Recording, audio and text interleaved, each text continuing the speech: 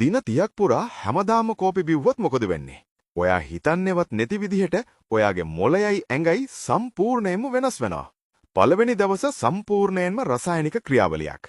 විනාඩි 45ක් ඇතුළත කැෆේන් මගින් ඔයාගේ ඇඩිනෝසින් රිසෙප්ටර්ස් 150ක්ම બ્લોක් කරනවා. ඔයාට නිදිමත නැතුව ඉන්න පුරුණන් වෙන්නේ අන්න ඒ නිසයි. ඔයාගේ ඩෝපමින් මට්ටම 130කින් වැඩි වෙනවා. අවධානය යොමු කිරීමේ හැකියාව තීරුණු වෙලා පරිවෘත්තීය ක්‍රියාවලිය 111කින් ඉහළ යනවා. එදාට ඔයා අමතර කැලරි 100ක් දහනය කරනවා. පස්වෙනි දවස වෙද්දි ඔයාගේ අක්මාව වෙනස් වෙන්න පටන් ගන්නවා.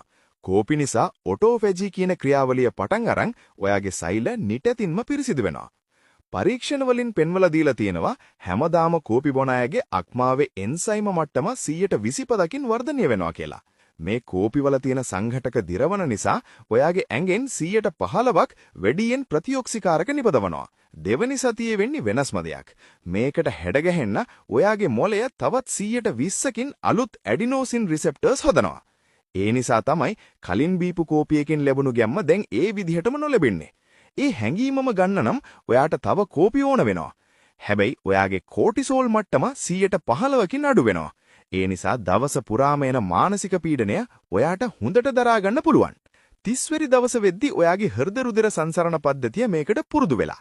රුධිර පීඩනය සාමාන්‍ය මට්ටමට ඇවිත් කෝපි නොබන යට වඩා ඔයාට ආඝාතය හැදෙන්න තියෙන අවදානම 120කින් අඩු වෙනවා.